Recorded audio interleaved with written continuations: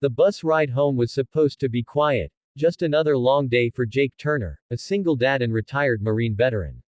His hands, rough from years of service and hard labor, gripped the steering wheel as he tried to shake off the fatigue. He had just dropped his 8-year-old daughter, Lily, at her dance class and was heading home on the city bus, a cheaper option since his old truck had broken down again. The seats were full, the air thick with chatter and tired faces. But then, something caught his attention. A young woman in uniform, standing awkwardly in the aisle, clutching her backpack while a group of rowdy teenagers snickered. "Hey, soldier girl, bus is full. Maybe try the next one." One of them laughed. Another kicked the seat beside him and smirked. The girl's eyes darted around, uncertain, her lips trembling just slightly, but she didn't say a word. Jake's instincts kicked in before his mind did. He stood up, his deep voice cutting through the noise.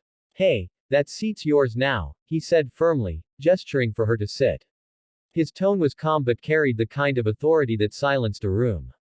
The teens stopped laughing immediately, suddenly realizing this wasn't a man to mess with. The soldier hesitated, looking surprised, but he nodded encouragingly.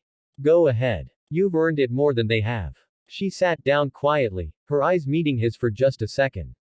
They were sharp, disciplined eyes, but there was pain behind them, the kind Jake recognized too well. She looked down, fiddling with the dog tag around her neck. The bus moved on, the tension fading.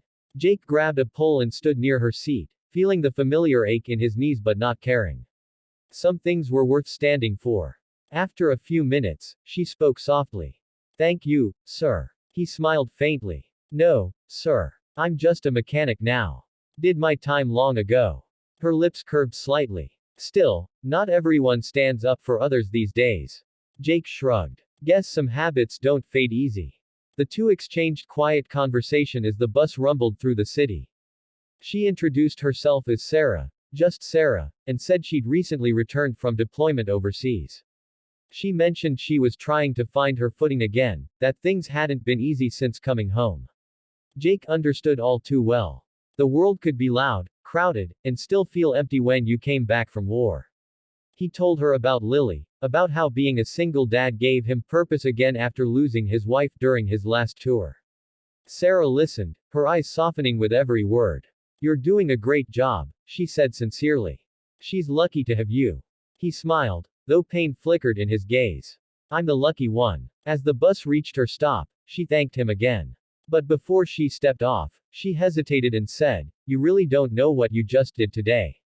He frowned slightly. "Just helped a fellow soldier. That's all." She gave a mysterious smile. "Not just any soldier," she said, and walked off into the fading sunset. Jake didn't think much of it, until 2 days later. He was in his small repair shop, covered in grease, trying to fix an engine that refused to cooperate. The door opened, and he looked up expecting another customer, but froze. Sarah was there, not in fatigues this time, but in a crisp formal uniform, decorated with medals and rank insignia.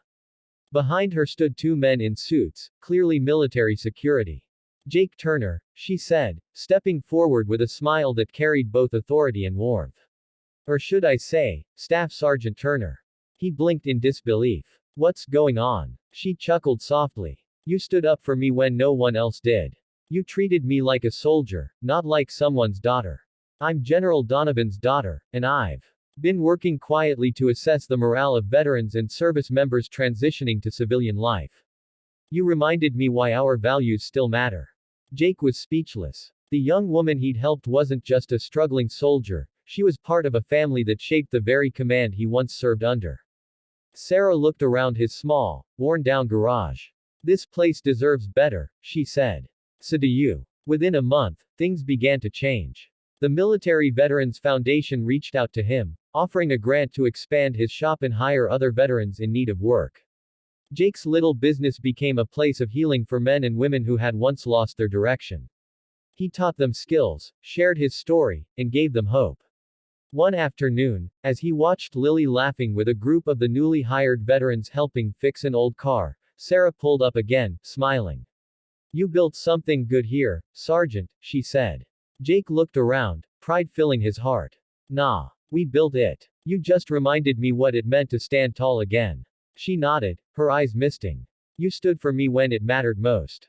I'll never forget that. As the sun dipped below the horizon, Jake lifted Lily in his arms and smiled at the men and women working around him.